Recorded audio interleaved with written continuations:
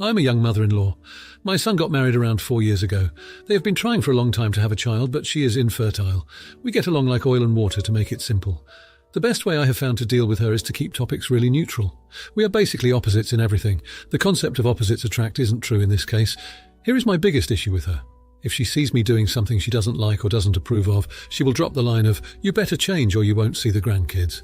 When it came out that she was infertile, it got so much worse. Some examples. I was eating junk food late at night and the line came up. I mentioned liking private school more than public, and again that line pops up. I mentioned I was going to vote for the Green Party, and that line came up. It happens every time. I've already talked to my son about it and talked to her directly. Now we were out at dinner and I was paying.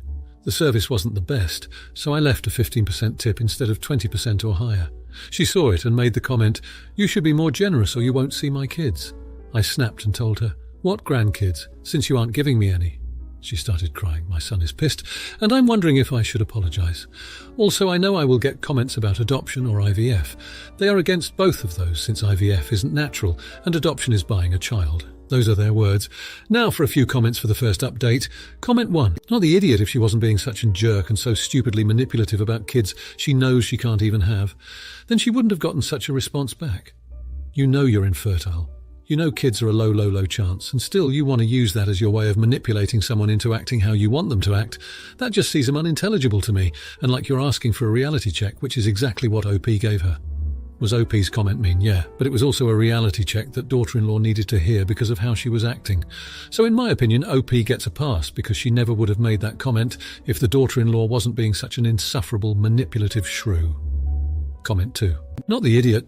Kids are an off-limits topic to most, simply out of respect. Her constant bringing up the fact is how this topic even got put on the table. It's also fine to not like someone. What is not fine is throwing our arbitrary and meaningless threats covered in cheeky one-liners versus setting real boundaries if she felt like you were so awful. It is entirely possible to have neutral relationships where you spend time with your son and her only on special occasions where everyone can remain civil. Marrying or birthing someone does not mean you'll love and connect with every single person in their lives, and that's perfectly fine. Comment 3. Not the idiot. She should not be holding grandkids as a bargaining chip just because she does not agree with you. Your son has to put a stop to this because if and when you do have grandkids, this relationship is not healthy. She is going through a lot and should speak with a therapist about her feelings instead of lashing out towards you.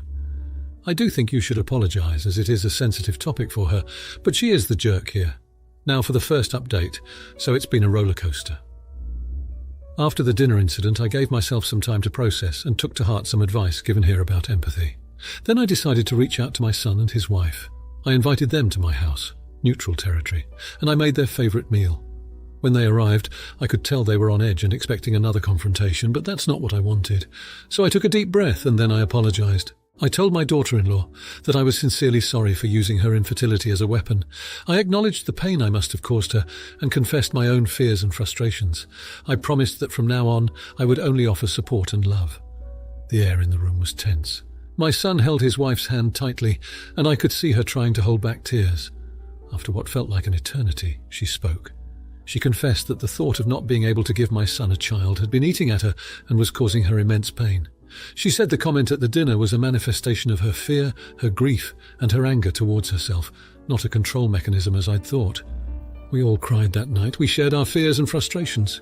We talked about topics we'd never tackled before, and for the first time we really listened to each other.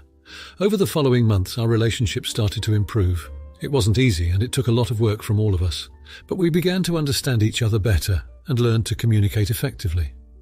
About a few months ago, my son and his wife surprised me with some news. After many discussions and counselling sessions, they've decided to look into surrogacy as an option. They said they were finally ready to explore new possibilities and thanked me for being supportive, especially my daughter-in-law. Just last week, they introduced me to their chosen surrogate, a lovely woman who's already a mother herself. Seeing my son and his wife looking so hopeful and happy was truly heartwarming.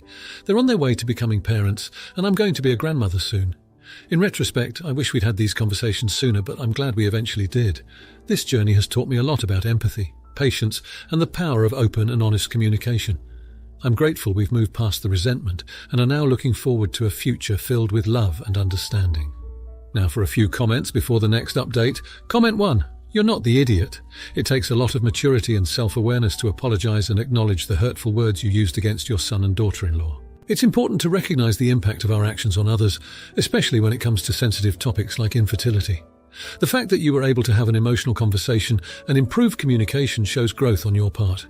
It's great to see that the couple is considering surrogacy as an option, and introducing the chosen surrogate to you is a positive step towards building hope and happiness. Keep working on empathy, patience, and open communication in order to maintain a healthy relationship with your family. Comment 2. Not the idiot. While it's never easy to admit our mistakes, you showed a lot of courage by apologizing to your son and daughter-in-law for using her infertility against them. It's clear that this confrontation led to a deep, emotional conversation that ultimately improved communication and understanding within your family. It's heartwarming to hear that the couple is now considering surrogacy as an option and that you have been introduced to the chosen surrogate. This experience has taught you valuable lessons about empathy, patience, and the importance of open communication. Your willingness to grow and learn from this situation is commendable. Comment 3. You're the idiot. Despite the positive outcome of improved communication and understanding, it's hard to ignore the fact that you resorted to using your daughter-in-law's infertility against her during the confrontation. While it's great that you eventually apologized and took responsibility for your actions, the damage may have already been done. It's important to remember that infertility is an incredibly sensitive topic, and using it as a weapon in an argument is never acceptable. The fact that the couple is considering surrogacy shows their resilience and willingness to move forward, but it doesn't erase the hurt caused by your words. It's crucial to continue working on empathy, patience, and open communication to rebuild trust and ensure a healthy relationship moving forward. Now, for the second update, the suspense started brewing the day we met the surrogate, a bubbly woman named Clara. She was warm, kind, and charming, which made it hard to not like her. But something about her story didn't add up. She mentioned that she'd already carried 2 surrogate pregnancies, but seemed vague about the details. I brushed it off at first, attributing the inconsistencies to nerves or forgetfulness. One day, while dropping off some groceries at my son and his wife's house, I noticed a stack of bills on their kitchen table, all addressed to Clara. This struck me as odd. Why would their surrogate be receiving mail at their address? I couldn't help myself. I glanced at the topmost bill. It was from a fertility clinic, a late notice for a payment of $20,000. My heart dropped. I confronted my son about it, but he dismissed me, saying they were just helping Clara manage her finances. His anger flared when pressed further, accusing me of meddling and causing unnecessary drama. So I backed off, but not before vowing to get to the bottom of it. In the weeks following, Clara's behavior started to change. She was less cheerful. Her usual vibrancy dimmed. When I asked about it, she brushed me off, a stark contrast from her earlier openness about her life. It felt like she was hiding something. Then came the day of the pregnancy test. We were all anxiously waiting for the news, hoping for the best. The doctor came out, his face a neutral mask, and announced that Clara wasn't pregnant. The room fell silent. I could see the disappointment etched into my son's face and could only imagine the heartache his wife was feeling. Clara, however, looked more relieved than upset. Somehow it seemed as if she knew this was coming. We left the clinic in a cloud of despair, but I couldn't shake off my suspicions. As we prepared to navigate this painful setback, my mind was filled with questions. Why wasn't Clara pregnant? Why was she so evasive? And what about that overdue payment? I knew I had to tread lightly, especially considering the volatile state of emotions. But something wasn't right. The answers were out there, and I was determined to find them. Little did I know this was just the beginning of a whirlpool of secrets and lies that would soon come crashing down. Now, for a few comments before the next update. Comment 1. You're the idiot.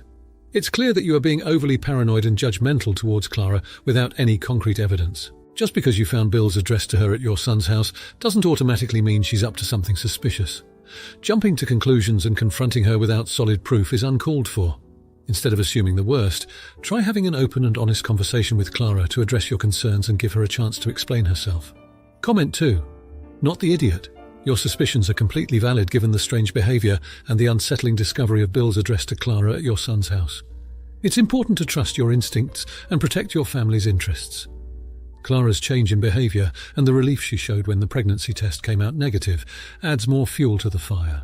You have every right to uncover the truth and ensure that your son and his wife are not being taken advantage of. Keep digging for answers and don't let anyone dismiss your concerns. Comment 3. Everyone sucks here. While it's understandable that you are concerned about your son and his wife's well-being, your determination to uncover the truth seems to border on obsession. It's important to approach the situation with a level head and gather more evidence before jumping to conclusions. Confronting Clara without solid proof may lead to unnecessary conflict and strain your relationship with your son and his wife. Instead, consider discussing your concerns with them and working together to find a resolution that benefits everyone involved. Remember, communication is key. Now for the third update. Over the last few weeks, things took a turn for the worse. The atmosphere in the house had become increasingly tense and uncomfortable. Clara, the woman who was supposed to bring joy to our lives, had now become a source of constant anxiety and fear. Things started going downhill when I innocently commented on Clara's smoking habit. She took it personally, and things only escalated from there. My son and his wife were torn between understanding Clara's rights and maintaining a healthy environment for the unborn child. One day, to exacerbate the situation further, I walked in on Clara with a gentleman caller. He was unknown to us, and what was more alarming, he seemed to be a rough character. He was overly familiar with Clara, leaving the room quickly when I walked in, a vague look of guilt flickering on his face. I decided to confront Clara, but she brushed it off as an old friend visiting. My gut didn't believe her, but my son and his wife seemed to take her word for it. They let the issue slide, not wanting to stress Clara. I, however, was not convinced. A few days later, my son came across some disturbing evidence. He found a pile of cash hidden in Clara's room. The amount was substantial, and it raised some serious questions. This discovery, coupled with the memory of the man, sent chills down our spines. What was she involved in? We decided to confront her again, this time with the evidence. Clara, however, was gone. She had left a note saying she was sorry, but it would be best for everyone if she left. There was no mention of the money or the man. You could cut the silence that followed with a knife. We are now left grappling with the aftermath of Clara's departure. My son and his wife are heartbroken, feeling betrayed and deceived. I, on the other hand, am filled with a deep sense of guilt. I feel responsible for introducing Clara to our lives. The police are now involved, and although there is no news yet, the situation does not look promising. We're back to square one, and the future looks bleaker than ever.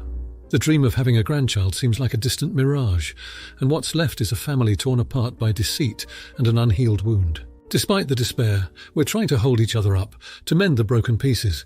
For now, all we can do is hope and pray for better days. Now for a few comments before the next update. 1. Not the idiot. It seems like Clara brought a lot of negative energy into the household, and it's understandable that it would cause tension and discomfort. While it's unfortunate that things escalated to the point where the narrator found Clara with an unknown rough character, confronting her about it was necessary. It's important to prioritize the safety and well-being of the family. The discovery of hidden cash and Clara's sudden disappearance only adds to the suspicion and betrayal felt by the family. It's completely understandable that they would involve the police in order to find answers and seek justice. The family's efforts to support each other during this difficult time show their resilience and determination to move forward. 2. Not the idiot. The situation with Clara sounds incredibly challenging, and it's unfortunate that it escalated to the point where she felt the need to apologize and disappear. It's understandable that the family would feel heartbroken and betrayed, especially after discovering the large sum of hidden cash in her room. Involving the police is a logical step to take in order to find answers and bring closure to this situation. It's commendable that the family is trying to support each other during this difficult time, as it's crucial to lean on loved ones for strength and hope for better days ahead. 3. You're the idiot. While it's understandable that the family feels heartbroken and betrayed by Clara's sudden disappearance and the discovery of hidden cash, it's important to consider Clara's perspective as well. It's possible that she had her reasons for taking offense to the comment about her smoking habit and for bringing an unknown rough character into the house. Confronting her may not have led to a resolution because there might have been deeper underlying issues that needed to be addressed. Instead of immediately involving the police, the family could have tried to have an open and empathetic conversation with Clara to better understand her actions and potentially find a way to reconcile. It's crucial to consider all perspectives before passing judgment. Now for the fourth update. The last month has been a whirlwind. With Clara's sudden disappearance and the ongoing investigation, our lives have been anything but normal. The police have been largely unhelpful, offering little more than vague updates and empty promises. We tried contacting Clara's family, but it appears she had cut ties with them long before she came into our lives. They had no idea she even agreed to be a surrogate, and were just as shocked as we were. In their eyes, Clara was just a rebellious daughter who'd left home years ago. The situation took a turn for the worse when we discovered that Clara had a criminal record. Apparently she'd been involved in a couple of fraud cases, which she'd neglected to mention during our initial conversations. The agency we used to find Clara had clearly failed to do a thorough background check, and now they're facing a lawsuit. Adding to the drama was the discovery of Clara's connection to the rough character we'd seen her with before she disappeared. He's a known con man who's been involved in a number of scams.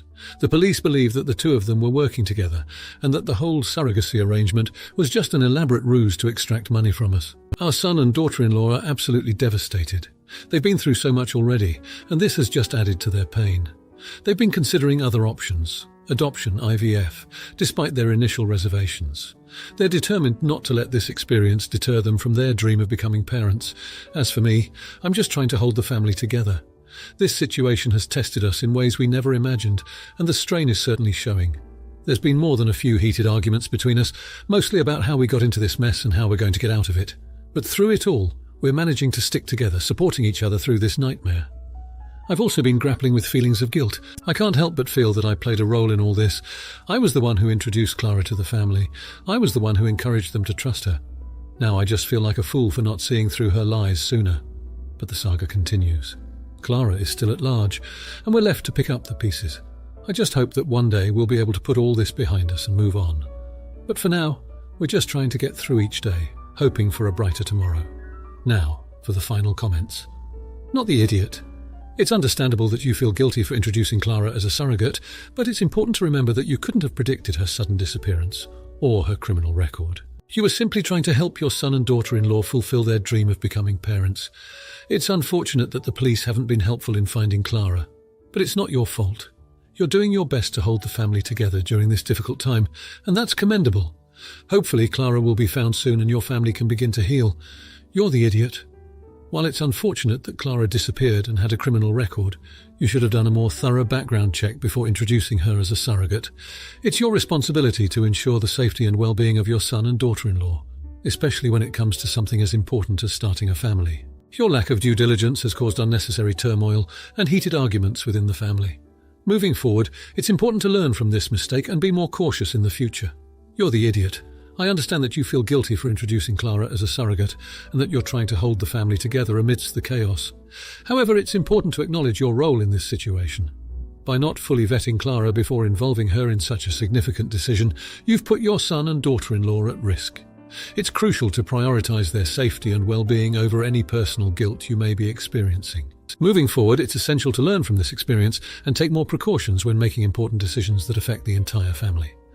If you like this video, you'll probably like these too. Also, while you're here, please consider subscribing. It's your support that keeps this channel alive and allows me to make better and longer videos. Have a great day.